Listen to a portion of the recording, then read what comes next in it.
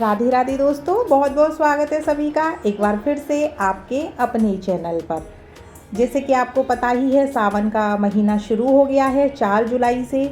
और सावन के महीने में सावन के सोमवार का बहुत ही ज़्यादा महत्व होता है, यानी कि सावन के सोमवार जो होते हैं उनको हम व्रत रखते हैं। लेकिन इस बार थोड़ी सी दुविधा है, क्योंकि जो सावन का महीना है दोस्तों, वो एक ना होकर के 2 हैं, क्योंकि बीच में अधिक मास या पुरुषोत्तम मास भी पड़ रहा है। इस वजह से 4 सोमवार ना पड़ के सावन में इस साल 2023 में 8 सोमवार पड़ रहे हैं। तो मुझे किसी ने कमेंट करके पूछा कि दीदी हम कितने सोमवार व्रत रखें, 8 सोमवार पड़ रहे हैं, मलमास में जो सोमवार हैं उनमें व्रत रखें या ना रखें।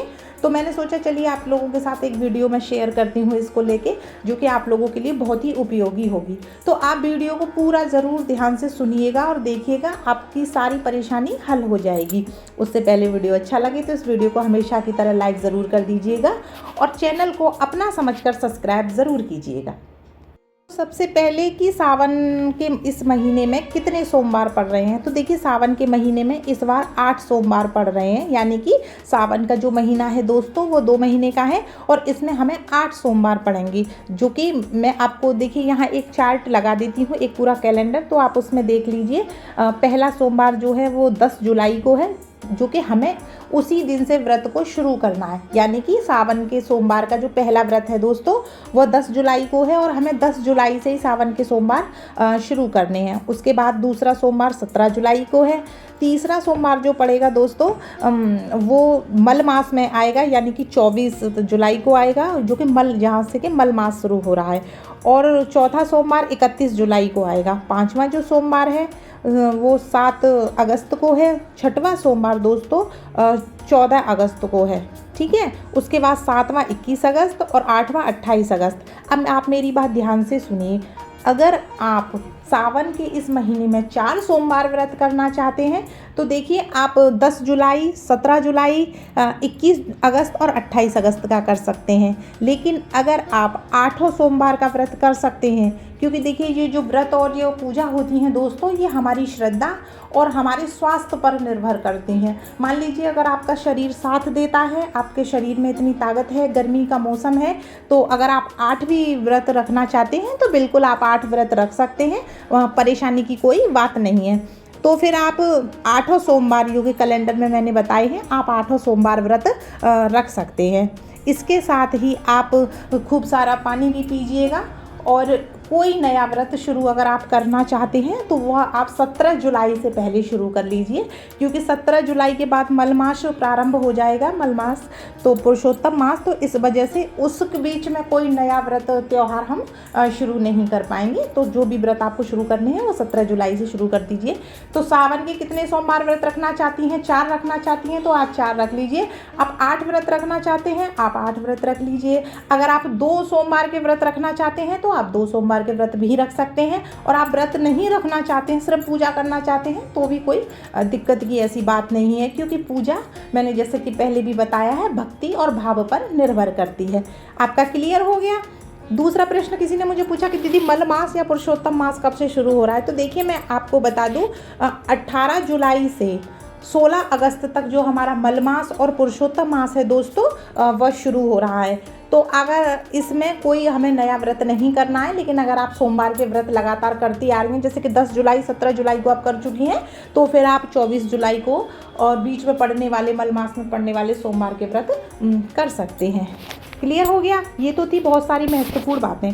अब देखिए हम जान लेते हैं कि सावन के सोमवार में जब हम व्रत करेंगे दोस्तों, तो वो कौन कौन से ऐसे महत्वपूर्ण कार्य हैं कि जो हर सुहागन को ज़रूर से ज़रूर करने चाहिए। तो चलिए उन 5 नियमों को मैं आपके साथ शेयर करती हूँ। इसके साथ ही हम कुछ महत्वपूर्ण बातें भी जान लेते हैं दोस्तों, जो कि हम प्रत्येक सोमवार को व्रत करेंगे तो हमको ज़रूर से ज़रूर ये नियम अपनाने हैं। तो देखिए पहला नियम है कि हम सोमवार को जब व्रत करें, जो कि 10 जुलाई से शुरू होगा, तो सबसे पहले हमको सुबह उठ के नहा धोकर साफ स्वच्छ हो जाना है और उसके बाद अपने पति को देखिए प्रणाम करना है, क्योंकि पति जो होते हैं वही एक स्त्री के लिए महादेव होते हैं। हमारे धर्म में, हिंदू धर्म में, पति को परमेश्वर का दर्जा दिया गया है। तो इसीलिए आप अपने पति को प्रणाम कीजिए सुबह उठकर, जिस दिन आप व्रत कर रही हैं पति के पैर छूइए। लेकिन कोशिश कीजिए कि देखिए सोते हुए उनके पैर ना छूना, क्योंकि सोते हुए व्यक्ति के पैर नहीं छुए जाते हैं। तो जब वे सो के उठ जाएं तब आप उनके देखिए पैर छूइए। और उसके अलावा घर में जितने भी बड़े हैं, बुजुर्ग हैं, आप सबको प्रणाम कीजिए, सबके पैर छूइए और उनसे आशीर्वाद लीजिए। ये नियम आपको सोमवार के व्रत के साथ साथ आप जब भी व्रत पूजा करें तो आपको ज़रूर से ज़रूर करना है।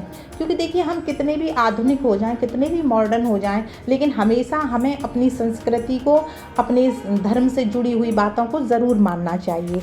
ठीक है, क्लियर हो गया? ये हो गया हमारा पहला नियम।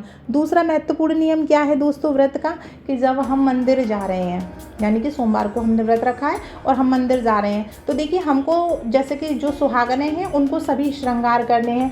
क्या क्या महत्वपूर्ण श्रृंगार हैं वो मैं पिछली वीडियो में आपको बता चुकी हूँ, तो आप देख लीजिएगा। ठीक है, तो वो श्रृंगार आपको करने हैं। साथ ही आप लाल, हरे, पीले कपड़े पहनिए। देखिए काले रंग के कपड़े पहन करके आप मंदिर में ना जाइएगा। और अगर कोशिश कीजिए आप अपने पति को भी साथ ले जाएं, यानी कि जोड़े से आप सोमवार के दिन भगवान शिव को और माता पार्वती को जल चढ़ाते हैं तो यह बहुत ही शुभ माना जाता है वैवाहिक जीवन के लिए। तो आप कोशिश कीजिए कि मंदिर आपके पति साथ जाएं।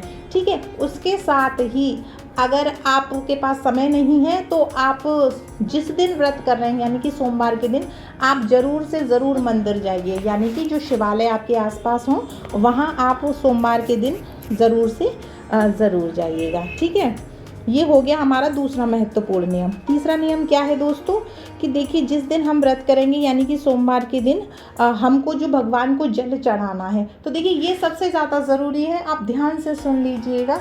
अगर आप सादा जल चढ़ाते हैं भगवान को तो आप सादा जल बिल्कुल लेकर जाइएगा, लेकिन अगर वो तावे के लोटे में भी लेके जा सकती हैं, आप स्टील के लोटे में भी लेके जा सकती हैं। लेकिन अगर आप भगवान को दूध चढ़ाती हैं तो फिर उसको तावे के लोटे में ना लेकर के जाइए।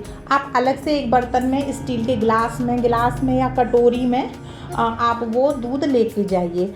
और दूध भगवान को जल चढ़ाने के बाद, दूध चढ़ाने के बाद आपको फिर से उनको जल चढ़ाना है। यानी कि आप भगवान को जो भी चढ़ाइए, महादेव को, ऊपर से आपको जल उनको पीछे से ज़रूर चढ़ाना होता है। ये उनके अभिषेक का एक नियम होता है। इसके साथ ही देखिए अगर आप उनका पंचामृत से अभिषेक करना चाहते हैं तो बिल्कुल आप पंचामृत से अभिषेक कर सकती हैं। ये बहुत ही शुभ माना जाएगा। ठीक है, क्लियर हो गया? ये हो गया हमारा तीसरा नियम। चौथा नियम क्या है, कि देखिए हम सोमवार को माता पार्वती को श्रृंगार चढ़ा सकते हैं कि नहीं, किसी ने मुझे कमेंट करके पूछा। तो देखिए बिल्कुल आप चढ़ा सकते हैं। आप चाहें तो पहले सोमवार को ही चढ़ा दीजिए, आप चाहें तो किसी भी सोमवार को माता पार्वती को देखिए श्रृंगार की वस्तुएं ज़रूर चढ़ाइए। उसमें आप साड़ी और कपड़ा नहीं चढ़ा सकते हैं, कोई बात नहीं है। सिंदूर, बिंदी, मेहंदी ज़रूर आपको चढ़ानी है।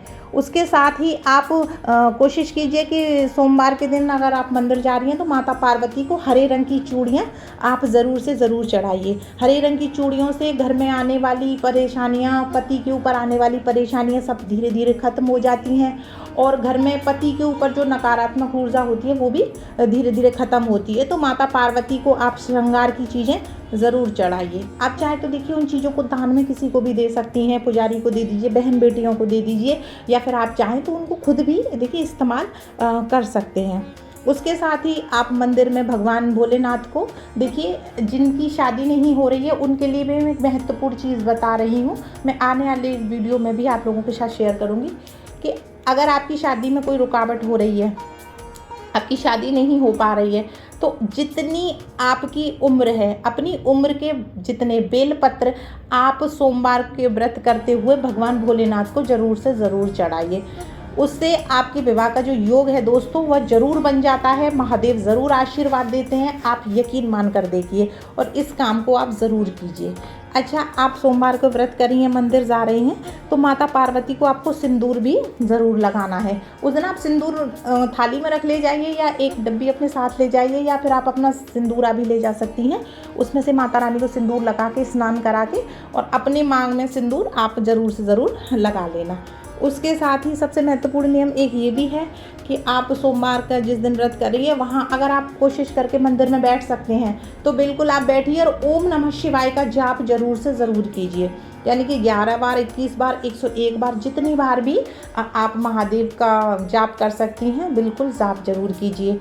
और सावन के महीने में ये महत्वपूर्ण नियम भी ज़रूर रखिए कि आप व्रत रख रही हैं उससे एक दिन पहले आपको मेहंदी भी ज़रूर लगानी है, क्योंकि हरा रंग है, सावन का महीना है, मेहंदी सुहाग का प्रतीक मानी जाती है। आप ज़रूर मेहंदी लगाइए। किसी ने कमेंट करके पूछा कि दीदी हम माँ बनने वाले मेहंदी लगा सकते हैं? तो देखिए, गर्भवती महिलाएं बिल्कुल मेहंदी लगा सकती हैं। मेहंदी सुहाग में आता है और ऐसा कोई नियम नहीं है कि मेहंदी नहीं लगाई जाती।